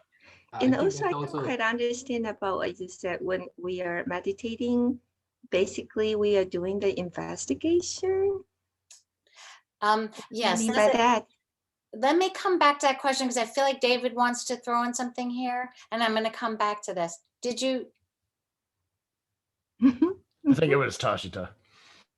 Oh, it was. Okay, I'm really sorry. Somebody was sorry. speaking. I'm sorry, David. I put you on the spot there, but I think David has something to say. He's laughing so much. So he's enjoying something about something. Yeah, the energy is so low, I'm going to put that down 3 times. okay, energy is your shopping list. Yeah, it's a lot. It really is. Tashita, did you have something to throw in? Yeah, I was going to say, I mean, so again, this is my way of thinking about this. Buddha was not able to enlighten anyone. He just said, Ehi Pasiko, come and see. So that's the whole point here. I mean, if this was something like a PhD granting institution where you go to the advisor, you get a PhD, I think we will all be enlightened by now. So there's no shortcut here. You just have to do it on your own. There's no other way. You just have to figure out your capacity, whatever your capacity might be, and just work on it. There's no other way. At least that's the way I see it. Tashita, you're ruining my business model. I was going to bottle this and sell it. Oh, here's a funny thing though. There's a monk in Sri Lanka. I kid you not. There's a monk in Sri Lanka right now who claims he's an arahant and he can get everyone else to arahanthood within 2 years or something. I'm like, yep. I wonder why Buddha didn't never figure that part out. How much? That's the question. I mean, think about it. If someone can guarantee they can get me to enlightenment in 2 years, I'll take a loan that is 4 years, 2 years enlightenment, done. Yeah, it sounds like a really good deal. But unfortunately, yeah, I think you're right. It's just, I mean, I kind of think there are as many Buddhisms as there are Buddhists, which is why it's kind of a cool religion. But yeah, we're all so individually composed, and it's really interesting because we're also all on a common path in a certain way. So it's an interesting dialectic, but we're all doing it so differently. It fascinates me to realize this. And in your Sangha that you know the people, you could just see how different people work it. And you can also see how different people blossom. You know, everybody kind of has their own style. I mean, I think of it as blossoming, what happens very much. And it can be very gradual. And there are some people who are, it's like they talk in Zen about sudden and gradual enlightenment. Well, there are styles, you know, some people have these kenshos and it's like, boom, and they're really like, they never go back. Most people aren't like that, and just very gradually loosen up, soften, get more generous. The mind, that line from the Prajna Paramita Sutra, without the hindrance, without any without any hindrance. I forget. The mind is no hindrance, and without any hindrance, no fears exist. Just seeing that kind of movement happen in people. There's so many ways to describe it. I read some writings from Master Ying Sun from Taiwan. Have you heard about his name? Mm-mm. He's a scholar monk, wrote lots of books. In his book, he said, when you see people on the path, some people could suddenly get it. Some people will take a long time to get it. The reason behind it is, it's not because those people are smarter than you. It is because this is a long process. Those people started before you did it. And also, in order to reach to certain levels, it's not something that you want it, you work on it, and then you will get it. Because there's what they call 10 paramis. If you don't accumulate enough paramis, you will not be able to get it. Mm-hmm. So that's why in the meantime, they focus on how important you need to work on those 10 paramis. Yes. And I think it matches with what I heard when I was learning from the Vipassana meditation led by Goenka Ji. His teacher, Wu Ba King, at that time went to see Wibu Sayadaw.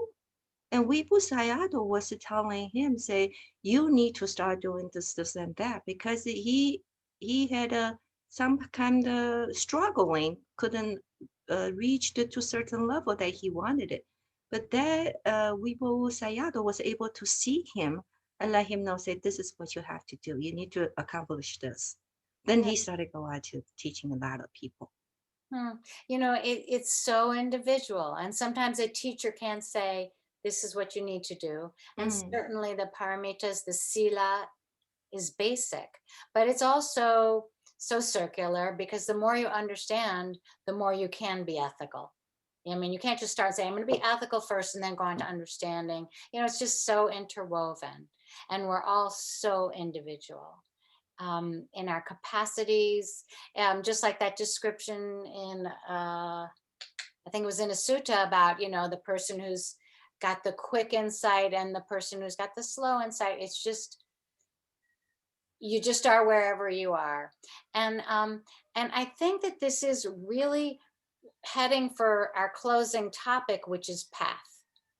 And I think we should all take a little break and come back and talk about it. I just did want to say one thing though about your question about investigation, Lisa. I was just saying one, I mean, it's probably just one way to look at, I mean, it's clearly just one way to look at meditation, but it's such an open field for investigation. I wouldn't quite say exploration, because that's kind of more active, like you're going out there looking for something, but just opening the field for investigation of what is a very important part. Now, there are some meditations that are specific contemplations where you hold an object, but I guess I'm talking more about a kind of zazen type of meditation, a field of investigation. There are different types. So I just wanted to get back to that. Okay. But all right, let's come back at like 5:05 and think about how to understand the ineffable path of Buddhism, given all of these factors. Okay. Okay, thank All you. right. Beth, Mhm. could I ask you a question about the homework? When you say 2 paragraphs, do you mean that the first paragraph will write about the examples and the second paragraph to analyze what it is? Exactly. Okay. Exactly. The second explains why your example fits the cheetah type. But when we write the example, sometimes it will cover more than one cheetahs. Okay, you know, that's fine. You set it up however works for you. But yeah, the idea of the 2 paragraphs is one just to lay out the example and one to kind of explain it a little. Okay, thank you. Yeah, I mean, it is meant for you to kind of approach it with your own individuality. So, you know, don't worry, you know, if you do it in your own particular way, it'll work. Okay, thanks. Sure, sure. Yeah, I hope you'll have a little fun with it. It's not easy though, not easy. I see lots of faces popping back in. So yeah, this is exactly where I was hoping we would head, is into issues of path. And the Abhidhamma is, you know, from our very beginning, looking at the 121 cheetahs, there's path implied in everything. Path being defined in very, very many ways. But I kind of get back to that Bhikkhu Bodhi quote I said before: you can develop consciousness a lot in a lifetime. I think of that as path, purification of consciousness by making it more concordant with reality and less cluttered with greed, my wants, my ways I want it to be. And there's a couple of points in Thanissaro Bhikkhu's book that I think have touched on a lot of things we talked about. I want to bring them in. The first is that he talks about how this study breaks the deterministic view of karma. We were talking about that yesterday. But he makes the same point. He says the process can be successfully dismantled by radical attention to the present moment. That's the most succinct version of everything we're doing, I can imagine. So all of these things give us that succinctness, that clarity, that precision of the present moment. They give us tools for anchoring us in the present moment. And he specifically says the allowance for new input, or I would add for lack of new input also, the allowance for new input from the present provides some room for free will. He makes this point very distinctly, that this is where it's not all on a set conveyor belt of karma, but where we can intervene and adjust and course correct. So another definition of path would be to take all these tools, all of this information, and use it in the service of this, providing room for free will and having more of a feel for that. And you know, the wonderful kind of irony that the more free will we have, the less we mess with reality, the less we manipulate. Free will is not manipulation, but it's kind of more of a letting go. And there's one other point that I really like, that he talks about the interactions among the factors that we just looked at very beautifully throughout this book, and uses the image of a hologram. So even better than the kaleidoscope of William James, we're now in 3 dimensions, all of the factors interacting with each other. He says the holographic pattern reveals the fact that all the skillful qualities needed for the path are already there in the mind and continually interact along the path. And that's a great summary of the Eightfold Path too.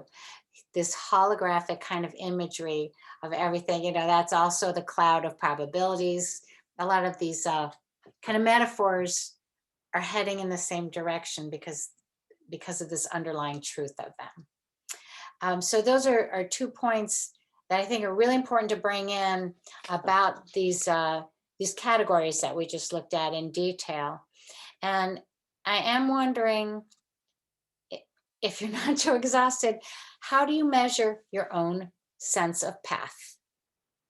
How do you measure or understand or evaluate or discern how you're using this information to move your own freedom and liberation in life? It's a very hard question.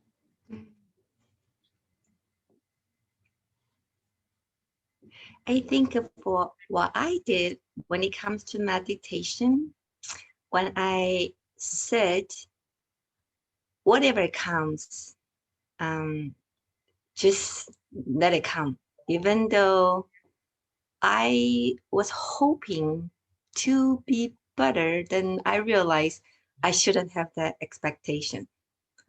Just sit there, do whatever that is that comes up at that moment. Just accept it. Yes. Well, that's a really great measure, which you're saying is one really important thing. And it gets back to that Steelyard Dogen quote. You're saying that your measure is to not evaluate. And Yeah. so in don't feel disappointed in ourselves. No, I think that expectations on the path are deadly. And so you've already accomplished your greed project, or you're already well on the way, because what you just said is the opposite of being greedy. It's like not having the expectations. You don't have the disappointment. You just see what is there. And the more you do that, the more you feel like you're moving. I have a friend I know who's a teacher here in Evanston, and she says expectation equals suffering. That's her big teaching. It's good. It's good. So that's kind of what you're saying too. And greed ties right in there. So you're in good shape with that project. So at least physically, I knew when I started sitting, I was not able to do the cross legs because it's so much pain and numbness, all that. Then later on, I was able to cross one leg, but it was still very stiff. Went through all the pain, all that. But I don't know starting when I was able to sit without complaining a lot. So at least I know that my body posture has improved, at least to that point. That's true. Well, your capacity improves in a lot of ways. And then, of course, you get to the point where it starts unimproving. And then you just have to do what it takes to not be distracted by pain too. It can work both ways. What are some other ideas about this? I think that's a great idea, but what are some other ideas about path and just what you notice in your Buddhist development? There's a sutra that we chant, and I'm trying to remember the name of it, but you won't find the path that way. If you start measuring, when you look to measure when you're on the path, you won't find the path that way. And I'm drawing a blank. So if you start quantifying, initially when I started, I would just take baby steps. Like, okay, I took a vow to not drink, so don't drink. I took a vow to kill. I stopped killing people. It's cool. It's, just. Those may be baby steps, but they're incredibly significant. Yeah. I mean, of course I'm joking about the killing, but it's just, you take a lesson and you apply it. But I never really looked back to see progress or measure, just because that's labeling it. Like when you sit down and you meditate and you have a bad meditation session, you're going to make it worse by labeling it. And the same thing holds true for the teachings and the lessons. It's a practice. So, you're not going into it with, hey, I learned this, I'm enlightened. So I don't know. I've never took a step back to look at it. That's very interesting. No, I think you're making a similar point that that the measurement factor, if applied rigidly, will kind of detract from experience. It really does. It does. Well, let me read you a quote. This is, that Sandokai poem that I refer to. I could bring it in 100 times, but this is how the poem ends. It's right to what you two are saying. If you don't understand the path as it meets your eyes, how can you know the way as you walk? Progress is not a matter of far or near, but if you are confused, Mountains and rivers block the way. I humbly say to those who study the mystery, don't waste time. That's the end of Sandakai. Is that great? Yeah, but I think he's making a similar point. It's interesting because it's kind of saying, you can't, it's not far or near. But at the same time, if you're confused, suddenly there's a river there. Isn't that amazing how that works? It's just amazing. I love that piece of the poem. And then at the end, I humbly say, stop wasting time. Don't waste time. And that's such a waking up phrase. Don't waste time. I think about that a lot, every moment that is not like what you're describing about this open acceptance is to some degree a waste. And that's sad. Yeah, I'd like to say something on the part you were mentioning about confusion, because it's really interesting to look at that. One of the reasons I always found myself so drawn to like Chan and Zen was the, importance of not focusing on the language framework. And that was one of the reasons why, like when Bodhidharma brought the Lankavatara Sutra to China, the huge thing at the time was like the Tiantai schools in China that were focusing on like the over intellectualization and saturation of like breaking things down bit by bit. And it even created this division then of like, you basically needed to be the strict academic to even contemplate the Dharma. And, part of the allure of Zen at that time was like, let go of language. There's no truth to be found in words. Investigate yourself.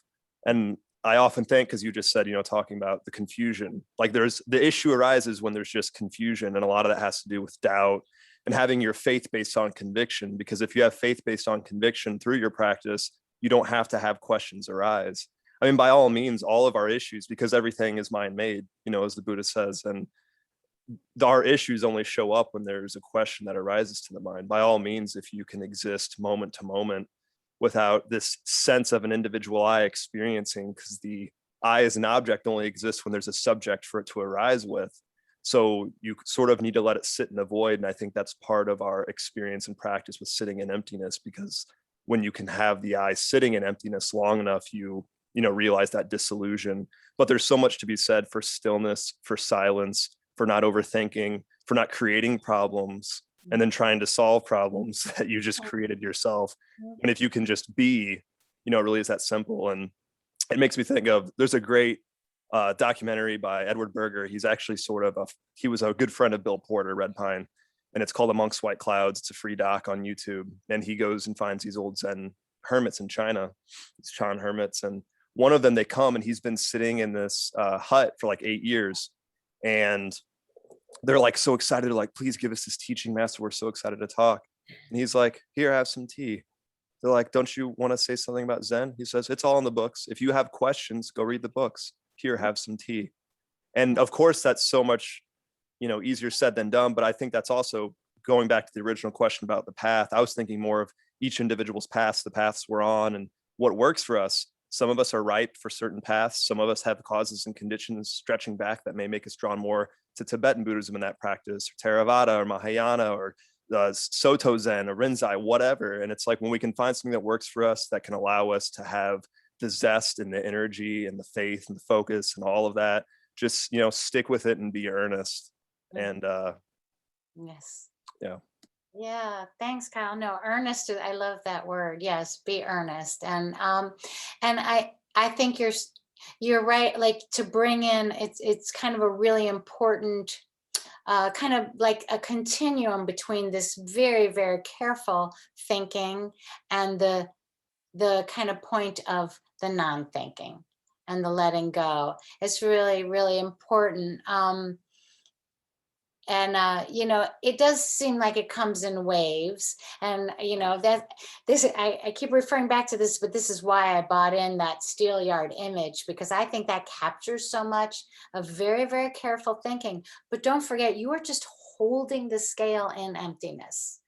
It's not like the scale is hooked to some background of truth. And so everything, it kind of goes in waves. And I certainly noticed this while sitting, that there are waves that seem very quiet and restful. And then all the stuff comes in. And the more noise I make about, ooh, this is a bad part of the wave, the worse it is. But it's really important that you kind of counterbalance us there, Kyle. I think it's really important. Are there other thoughts?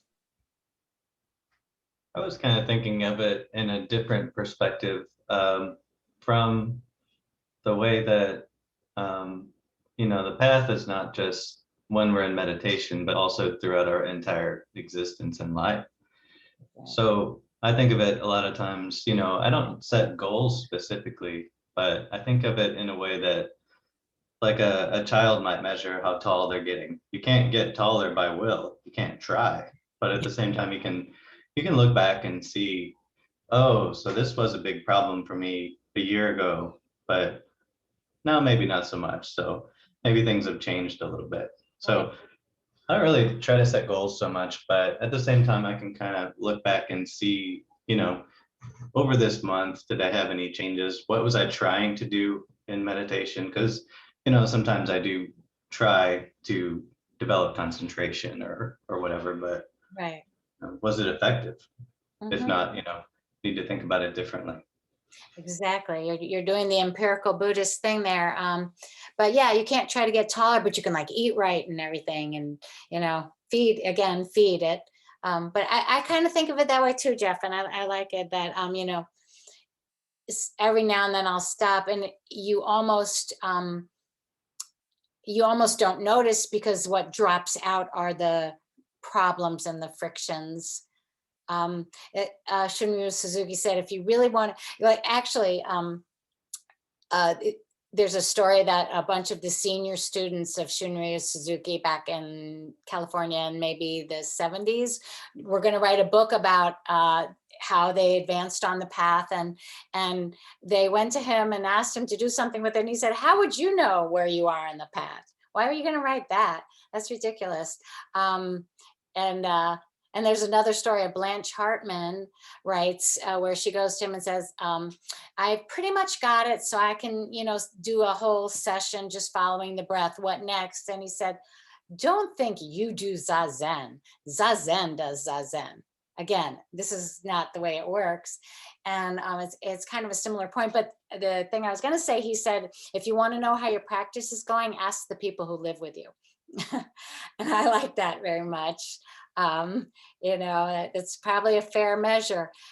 That gets back to why I emphasized interpersonal and emotional development so much. A lot of where we enact our problems is in our relationships, especially our close ones, I think.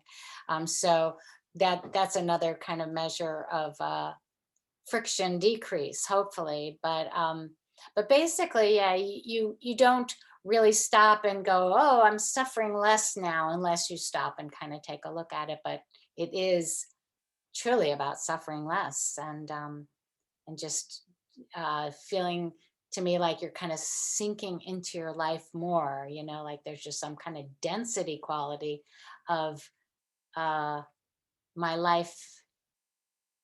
I don't know, having just a sinking in quality that I can feel. So I kind of also echo the same idea Jeff was trying to illuminate that. I mean, it's not about setting goals or going from first grade to second grade or second grade to third grade. You don't know what grade you are in, honestly. I don't think anyone knows it. So from the mere fact that we are at least having a discussion like this on March 21st, 5/25 itself, that itself to me, I think means you are on the path. And I don't know how much you guys have read about Buddhist cosmology. In the grand scheme of things, a Buddha appears on a world in, I don't know, in the grand scheme of things, it's a very small period of time where Buddha arises or Buddha becomes and his Dharma exists. And even right now, there aren't many Buddhists in the world. So there are a lot of people who don't even want to listen to or read about what Buddha said for various reasons. So we all have different cognition levels that we all need to recognize. Some people read certain things in a certain way, some people don't. But the mere fact that at least if you're making a good faith effort about it, So that's, I think, where the real crux is. You have to make a good faith effort about it. So are you learning Buddhism to impress others, or are you really learning Buddhism to figure out something? That's the question everyone needs to ask from their own self, me included. So. Okay. No, I think those are important points. It kind of gets back to the word earnest that Kyle used, but also to the unbelievable, like I just can't even get a number big enough for the astronomical good fortune to be here at this moment, to be humans, to be with each other. Yes, that the Dhamma is here. I think there's some things written about the Dhamma lasts for 5,000 years and then will disappear. So and we are on the downward curve now. We are beyond 2,500. So we are on the downward curve now. Yes, we are. If you believe that math. Yeah, and you know, who knows? It does seem like there's something downward happening in a pretty big scale. Yeah, so it's very, very interesting, all these different scales, but it is true that just to be here and to have some, I mean, you know, just to sit for 6 hours in front of your computer, I mean, you're certainly earnest.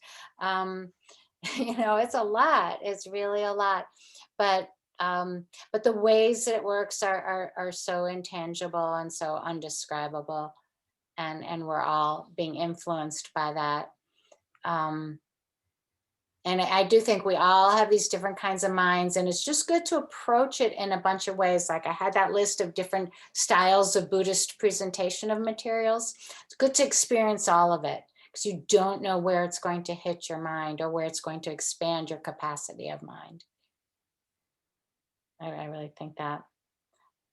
Let me throw out one more quote. Anybody have a thought? Yeah, I thought about that when I was at the Vipassana Center that Goenka mentioned, said that the only yardstick to measure your progress will be the awareness and the equanimity. You can be more and more aware of what's happening, you know, in terms of the feelings. And so you know when to stop the reaction. And the equanimity is how much more every day, more and more, you are more equanimous with the relationship that people live around you. Yeah, and they feed each other, because the more equanimity you have, the more you can be aware. The more aware you are, the more equanimity you can have. But definitely where it becomes challenging is with the people around us, for sure, to keep our equanimity. I think that's where the challenge is most frequently enacted. But I think, like Jeff was saying, like you kind of, I kind of notice a slow progression, and it's very interesting because coming from, you know, the clinical psychology field, there's clearly, to me, more therapeutic potential in the Buddhist religion. You know, I've looked at both. I mean, I was in just the therapy field for a long time, and it kind of brought me, like, I felt like I was hitting a ceiling. And so it kind of brought me, just delivered me right into Buddhism. So I came to Buddhism late, but it seems very clear to me that using myself as a measure, which is what I do, you know, that this breaks open more of what I needed to break into. And you know, therapy, I think that I probably wouldn't, you know, if it had been the other way around and Buddhism first, I probably wouldn't have taken to it so well. And I also kind of needed the therapy to prepare the base for the Buddhism, I think. And people are different that way too. But that's how it kind of went for me. And then just realizing there's a limitation here in this therapeutic worldview that is sort of mind looking at mind, that just blows apart when you get to mind as a force in the universe. It's just a whole different thing. And that, you know, remembering that, you know, these are the the ways as humans, we're talking skandhas now, I mean khandhas, we're talking khandhas, the ways as humans we see things changing. But really, you know, path is Chitta. That's what's really changing, the constellations of consciousness. But we're humans, and that's how we experience it. So we're kind of flipping between the absolute and relative a lot here. But that's where we live. Okay, I'm gonna give you one more quote. And this is from Thanissaro. No, I'm wrong. This is from the Visuddhimagga, and I love this. You know, there's a whole section in the Visuddhimagga about imperfections of insight. Bhante will probably talk about this, but when you're going through these purification stages and you're using your knowledge and you're purifying your consciousness, you get to a stage where you're stuck on the imperfections of insight, and where you have to go through all this series of awareness to kind of break down your self-congratulations at your insight. And that's very important too, that, you know, you enjoy your progress, but you don't stop and congratulate yourself, because that's just putting the roadblock up right there. So they talk about, then there are 10 imperfections of insight, like these things you have to break through about how you were so happy about your insight. So it's kind of a drag, but then you go on. But it's very stepwise, but this is kind of underneath all that. And I think this is a beautiful statement. The states consisting in illumination, etc., are not the path, but it is the insight knowledge that is free from imperfections, that's what he's referring to, and keeps to its course, that is the path. And when the Visuddhimagga uses knowledge, he's not talking like book learning, he's talking the felt experience of what we're studying. Like how your assignments are meant to bring it to your felt experience. And that, so knowledge here is not just like, you know, encyclopedia knowledge. This is like deeply felt penetration type of knowledge. So it's not the states of illumination that are the path, but it is this knowing that is free from self-congratulations, and this knowing that itself keeps building, that is the path. And that's a very cool statement to bounce around. I like your notion of self-congratulation, I think, because I think Buddha also explains that when he's explaining, again, I'm going back to cosmology, the heavenly realms, there's the uppermost level of the heavenly realms. Those beings don't even listen to Buddha because they're in so much of a bliss. They think they got it, or they're enjoying it, self-congratulating nature. And so much so that they're right. Stuck there. Exactly. Yeah. You could just get so off on it that you're stuck. Yes. Well, you know, that is why in the realms, the human realm is, you know, I think I was saying this yesterday, we have the good fortune of having the human realm where we have problems and confusion and pain because it drives us. And we also have this kind of weird relationship with consciousness. As humans, it's very weird. We're in it, but we're using it, and we can't define it, and we have a feeling of it, but we can never put it in words. See, we have a weird relationship, but this is why it's so treasured to be human, and it's nice to focus on that, because a lot of times being human does feel like a bit of a drag, but it is this kind of treasured state of path potential to be in the human realm. I can't remember if I read this quote the other day or not. I might have. I tell you, monks, that stress results either in bewilderment or in search. No? Okay, I like that quote. So that's another, no, that quote, I must tell you, I don't remember where that quote's from. Oh, no, I know, it's from the Anguttara Nikaya. Okay, I tell you, monks, that stress results either in bewilderment or in search. So that's a quote from Buddha. And I think it's very interesting. And I've asked myself a million times, why do some people come into therapy and some don't? You know, I have a lot of people come in and say, I'm not the one in my family who should be talking to you, but I'm the one who will. You know, because their bewilderment led to search, and it didn't lead to this kind of locking up that can happen. I mean, their questions led to search instead of just being bewildered and ignorant. So I think it's kind of a similar point there that that it's a little bit, no, it's a lot of good fortune to have a little bit of stress. Not so much stress that you can't get to these wonderful experiences we're having, but enough stress though that you're driven to use them. And that is pretty much what being human is.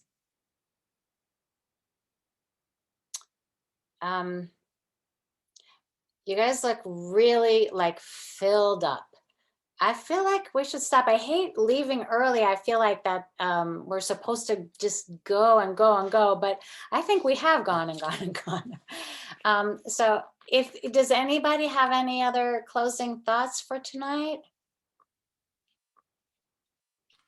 Sorry, Jeff, I didn't mean to hit that again. I'm having a bad time with my mouth. So I think the sutra that I'm thinking of is Master Farong's Mind Inscription on the path. Sorry, I got obsessed with trying to figure it out. Oh, well, I don't know it. So would you be willing to throw it on Slack if you find how to find it? Because it sounds really interesting to me. Fran, do you have it? You two are a team there. It's about confusion. Yeah, we had chanting books. So it's in 3 parts. It's 99 verses. Oh, okay. Well, the one I remember is in confusing times, abandon confusing things. Mm-hmm. Yeah, I'm 90% sure it also talks about how you won't find the path if you're trying to, I'm going to butcher it, but like if you're trying to quantify your merit in your practice, you're not going to find the path that way. Mm-hmm. Well, they're actually kind of similar points, but it sounds like a wonderful chant and I'd love to see it. Yeah, Fran's the sutra keeper, so if anybody has it, she does. Okay, thank you. If you can throw it on Slack, we could all look at it. Cool. Oh, it looks like she's already there. Whoa. Mind inscription.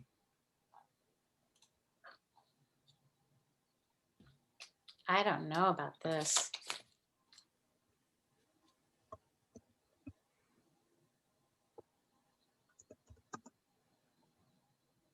And this is part 3.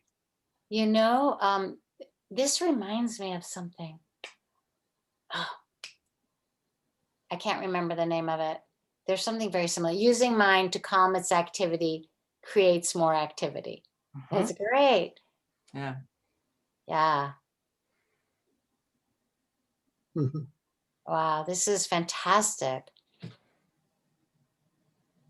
Yeah, it makes me think of, and I've said this story a million times, so I'm sorry for those of you who've heard it. There's a Zen parable where there's a student meditating by the river and a master walks by and he sits down next to him, picks up 2 stones, he starts rubbing them together. The student eventually opens his eyes. He's like, "Master, what are you doing?" And he says, "Oh, I'm trying to make a mirror by rubbing these 2 stones together." He said, "What are you trying to do?" So, "Oh, well, I'm purifying the mind." And he said, "Master, you'll never make a mirror by rubbing those stones together." And he said, "Similarly, my student, you will never purify the mind with using your mind." Like the idea of purification and more about averting attention, because the nature of mind is to always just vomit up, stimulus, and kind of just averting attention rather than thinking, "Oh my gosh, I have to purify this thing." But I guess that's kind of like the awakening moment of like, oh, what is there to purify? But one thing to say that and have an intellectual understanding and a whole other thing to experience it, of course. Yes, it is. And also to know how to work it, because you still want to work it. Like you still want to eat if you're going to want to grow taller. Oh, wait a minute, Fran, you just had it. Okay. I liked what you just blew. Do you remember? Yes. No words, only the wise know. No words can explain enlightenment. And that's the last verse. Wow, that's amazing. What era? I saw something about a Buffalo school or something. What era is that from? This is by and I'm not good on the pronunciation, Uto Farang at 594, 657 CE of the Buffalo Head School. Might know it as the Ox Head School. Oh, okay. The, Wow. That's I want to look at that some more. That looks really good. I really love, I love the verses, you know, whenever they show up, and, you know, like the Dhammapada is just fantastic. And when there are verses in the Nikayas, I like that. And this is a really nice verse. Blue Heron Translation Group is at MABA. Oh, So really? this is a new translation. Cool. So Okay. I'll post all 3 chanting books in the Slack space. Thank you a lot. I really appreciate it. That's a beautiful resource.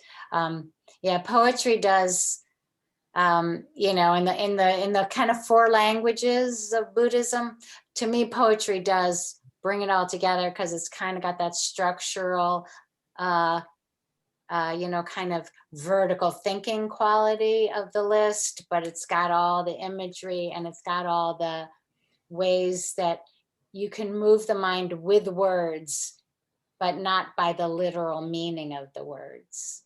It's so beautiful. So I'd love to look at that. That's very inspiring. Thank you. So why don't we call it a day? You're all good. I feel like it was really a lot today, and I really appreciate all of you very, very much. And I hope you have a good, healthy, you know, productive, but not too hard 2 weeks ahead. And we'll be back that Saturday, whatever it is. And next weekend, we have services, regular services on Sunday. I posted our Zoom link in the chat. Everyone's welcome. Next week, Don Shushu will be leading, and his Dharma talk will probably be on Samantabhadra and the 10 great vows of action. Wow. So Have a lot going on there. looking forward. Yeah. I can't say for sure, but there may be a guest speaker that anybody who's reading this book may want to join for the On the Path book. So it's still subject to debate, but schedule wise, but if it works out, it'll be well worth it. Okay, a mystery enticement there.